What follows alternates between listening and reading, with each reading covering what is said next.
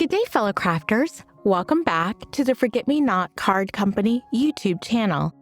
I'm Tamara, the Card Creator, and today we're going to create this super adorable Valentine's inspired card. Let's dive into this project. Today we're going to be using this adorable stamp set from Pixie Dust Designs called Be Mine. And out of this set, we're going to use these adorable elephants.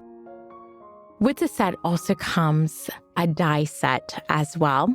However, today we're just going to be focusing on the stamps. The moment I saw the stamp set, I knew it had to be mine. Those elephants just spoke to me, and I knew who I was going to make this card for.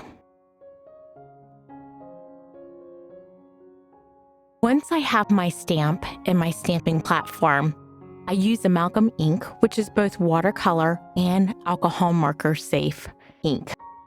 At this point, I wasn't sure which direction I was going to go, so I wanted to use an ink that could go either direction.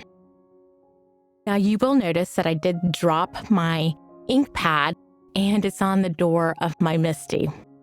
No worries there. That's easily removed by a little bit of hand sanitizer, which I always keep on my desk, which is great for quick little cleanups. As you can see, I decided to use watercolor. Now, the paper I'm using is Hammermill, which is not watercolor paper. However, if you use very little water, you can watercolor. But just note, it will not move the same as if I was using like my Canson watercolor paper, which is my normal go-to watercolor paper. I start with the light gray for the female elephant. You will see that I pinch off the brush multiple times throughout this video. And what I'm doing here is just removing excess water. When you're using the Hammermill doing this technique, you don't want your water to peel. So just remove a little bit of the water by pinching the tip, and voila, you're good to go. For my male elephant, I made him a little bit of a darker shade of gray, and the bow tie, I added a touch of blue there.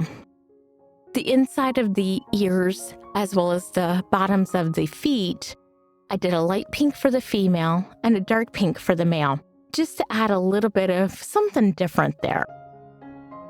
I didn't want my elephants to look as if they were floating, so I created a little bit of a ground. And how I did this was just add a little bit more of that gray watercolor underneath both of the elephants. And it basically just looks like they're going to be sitting on the ground versus floating in the air. As you can see, this grounding adds quite a bit to what we're looking to achieve here. It makes the pictures start to come to life, which is what we want. At this point, my elephants should be dry, so I do a little bit of a touch-up with the gray for both the female and the male, just making sure to hit any of the areas that may not have taken the paint and the water previously. Because again, this is not watercolor paper. So a light touch does the trick here. Now I had this edger die from Penny Black that I thought would be absolutely perfect for this project. I ran it through my die cutting machine, and as you can see, it adds these dainty little flowers as well as a scallop edge, which really just makes this card pop. To adhere, I use a little bit of my Barely Arts liquid glue. This is my go-to glue, and I find it gives me a little bit of wiggle room to make sure everything is in place perfect. And what I do is I just line it up with the top of my card. I know there's going to be a little bit of overhang on either side. I'm not concerned about that because once my glue has dried, I always trim off the sides of my card. For my sentiment, I decided to use the I love you, as I thought it would be absolutely perfect for this card.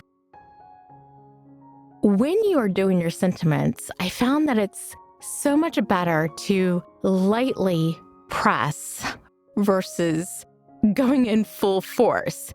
I found that when I go in full force, it kind of like makes my letters or numbers a little bit distorted, versus if I lightly go over it with just a gentle touch and stamp it a couple of times. When you do this, you'll see that it comes out much cleaner and crisper, which is what we want. Have you found this to be the case as well? In my stash, I found these tiny little white pearls that I thought would add just a nice little feminine touch to this card. As you can see, it is adorable. Have you ever watercolored on hammermail paper or regular cardstock? I'm just curious to know. Leave your comments down below. And thank you for watching.